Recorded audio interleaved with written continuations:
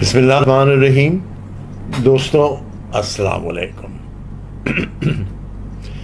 मौजूदा सूरत हाल जनूबी पंजाब में, बलूचिस्तान में, सिंध में बहुत ही खस्ता है। और मेरा ख्याल ये है कि अगर वो लोग जो पाकिस्तान को नुकसान पहुंचा रहे हैं बड़े अरसे से और उनकी जानबदारी से काम नहीं हो रही है, ख्वाह वो सूबों में हो, वफाक में हो, जिधर भी हो, उन्होंने पाकिस्तान को कमज़ोर कर दिया। और ये मैंने सिंध के लिए ख़ास तौर पे कहा था कि जब मजबूत नहीं करेंगे जब तक आप गरीब को, कोई सूबा मजबूत नहीं होगा। अब इस बात में जाने का वक्त नहीं है।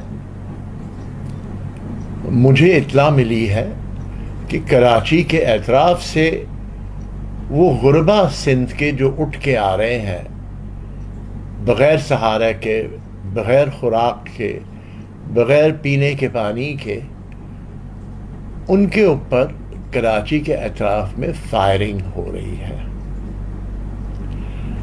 अब अगर हुकूमत ये फायरिंग करवा रही है, मैं उनसे कहूँगा अगर कि ये फ़ौरन बंद करवाएं और तहकीक करवाएं कि ऐसा ना हो कि इन गुरबा के साथ कोई गलत काम हो जाए। अगर फायरिंग कोई और कर रहा है तो कराची के आने में अंदर जो इलाके हैं बसे हुए, वो सारे बसे हुए हैं अफ़गानियों से और सरहद के लोगों से। उन्होंने पाकिस्तान दिन पर अपना झंडा उठा के, मुझे कोई एतराज़ नहीं है कोई अगर अफ़गानिस्तान का झंडा उठाए अपने दिन पे, पर हमारे आज़ादी के दिन पे ये जो तरीक़ा अख्तियार किया, ये मेरे ख़्याल से सही नहीं था। अगर वो हमारे ही भाई बहन जो सिंध से आ रहे हैं बुरे हालात में, अगर उनके इलाक़ों में, और मैं कह रहा हूँ अगर, तो मेरी उनसे पहले तो अपील है बंद करें, ये इनका हक पड़ता है आना। और दूसरी बात ये है कि आप खुद महाजिर बन के आए हैं इस शहर में, कोई और भी आ रहा है और वो भी इसी धरती के रहने वाले, तो उनके साथ ये सलूक ना किया जाए। और अगर ऐसा हो रहा है तो हुकूमत क्या कर रही है इस सिलसिले में। तीसरी बात ये है, अगर शहरी लोगों ने, जो मेरा ख्याल नहीं है कि वो ये कर सकेंगे, इसलिए क्योंकि वो कराची के इंदराज के इलाक़ों में नहीं बसे हुए, पर कैफ जो भी हो, जिस वजह से भी हो, जिस खौफ से भी हो, ये मत करे। ये धरती उनकी है जिन पे फायरिंग किया जा रहा है। और अगर बेहतरी करनी है तो ये अख्तियार करना चाहिए। पहले कराची में हमारे आबा अजदाद के वक्त पे जब बलूचिस्तान में हादसा हुआ था, बहुत बड़ा ज़िलज़िला आया था, तो कराची में लियारी के साथ एक ज़मीन पर जो उस ज़माने में बाद में फिर हाजी कैंप के तौर पे इस्तेमाल हुई, वहाँ बलूचिस्तान के आने वाले जो हालात थे और मुसीबतें थी, यहाँ लोग आए बहुत बड़े पैमाने में। किससे पूछा नहीं कि ये पठान आ रहे हैं, बलोच आ रहे हैं, वही थे, उनमें से थे। 40,000 तक उस कैंप को भरा गया था। और अब्दुल्ला हारून और उनके दोस्त और मैं कराची, दोनों मिलके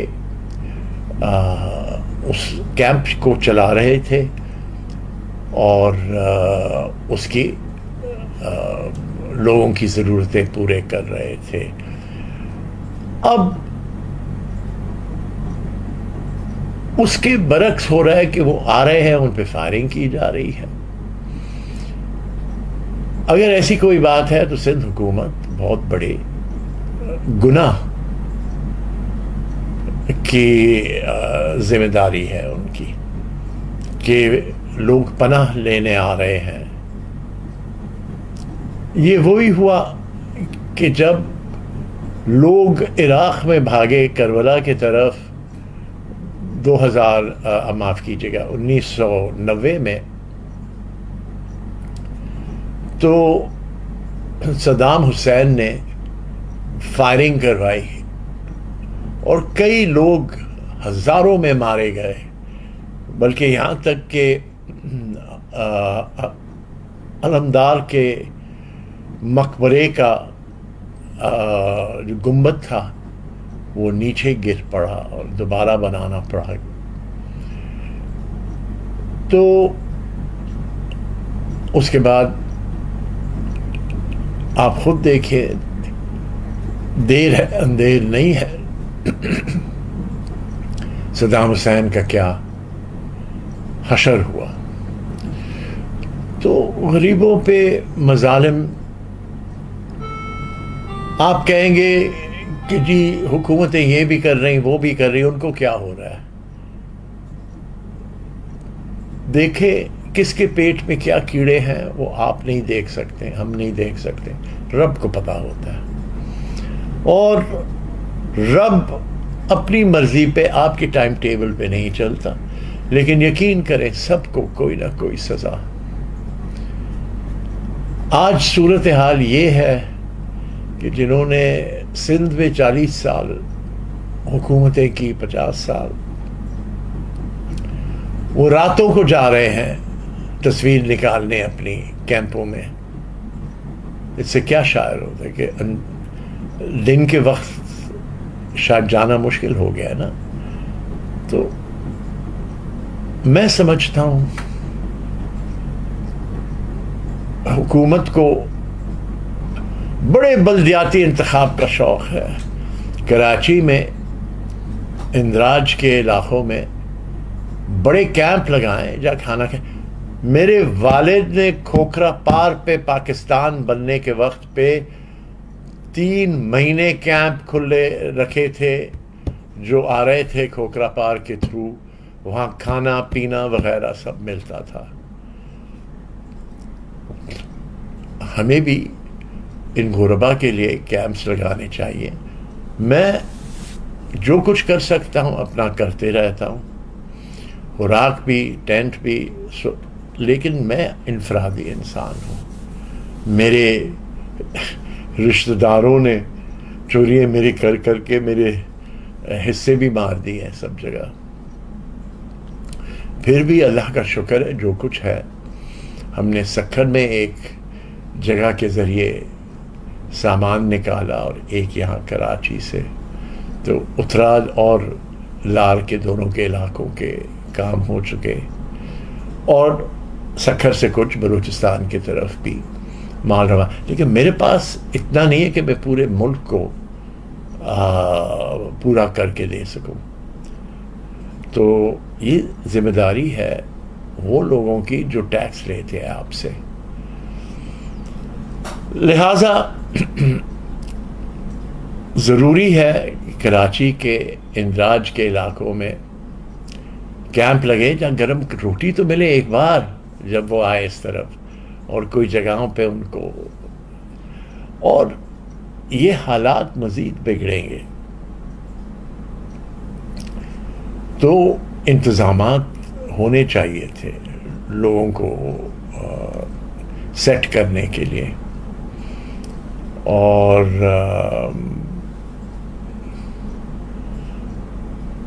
میں نہیں سمجھتا کہ ہم اچھائی کر رہے ہیں، جو کچھ دیکھتے ہوئے ہوتے ہوئے بہت سے لوگوں نے بڑے کام کیے ہیں۔ یقین کریں بہت سے لوگوں نے مجھے فون کیا کہ ہمیں یہ لے دیں، یہ میں پورے کرنے کی کوشش کرتا ہوں، لیکن ایسے ایسے لوگ جن کے نام بھی آپ کو نہیں پتہ، اور ہمارے اردو بولنے والے بھائیوں نے بھی کئی جگہ کیمپیں لگائی ہیں. یاد رکھنا وہ کہتے ہیں نا کہ پانی خود اپنی لیول ڈھونڈتی ہے اور یہ نہیں دیکھتی کہ آپ کون ہیں. تو خدا را کچھ کریں. حکومتوں سے آپ کو نوازا گیا ہے.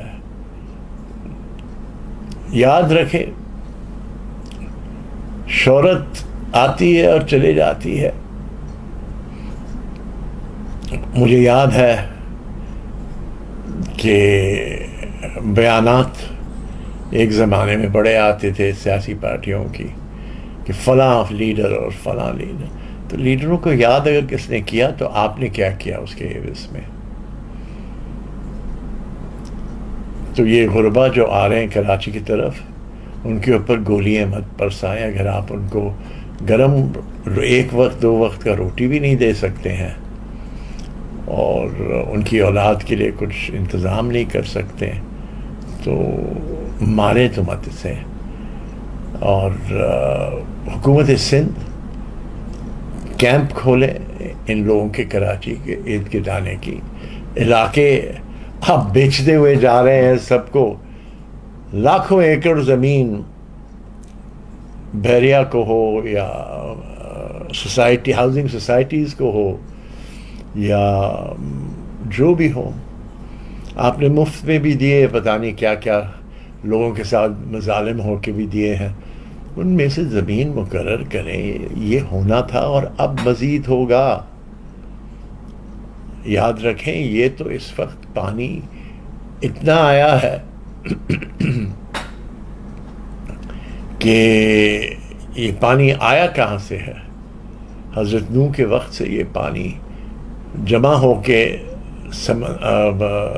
زمینوں پر رہ گیا ہے, پہاڑوں میں رہ گیا ہے. اس سے ہم وقتاً وقتاً فائدہ اٹھاتے ہیں لیکن ان کے بھی ختم ہونے کا وقت آ گیا ہے. پھر پینے کے پانی کا کیا بنے گا. تیاری کریں کلیمٹی کے. آپ نے بنایا ہوا ہے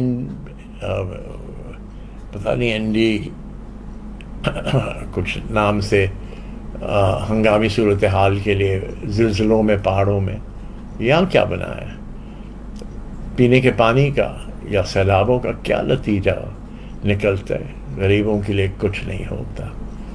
تو اگر وفاق نہیں کر سکتی ہے جو کچھ نہیں کر رہی ہے سندھ میں, صوبے کریں. وہ بھی اگر اپنے کاموں سے اپنے آپ کو فارغ رکھیں تو اللہ ہی مالک ہے. لیکن مت کریں.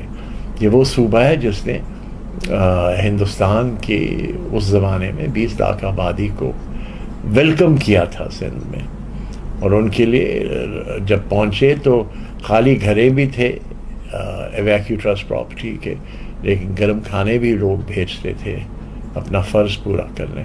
اب یہی لوگ کی نسلیں تباہ ہو رہی ہیں. تو آپ بھی کچھ کریں. اور میں سمجھتا ہوں کہ آپ خیر مقدم کریں. کوئی جاتا نہیں واپس. کیا افغان واپس گئے افغانستان؟ اب تک آتے ہیں قافلے. یہ قدرت کے کھیل ہے. آپ اس میں ہوشیاری بھی کریں تو میرا خیال یہ ہے کہ ناکافی ہوگا. شکریہ.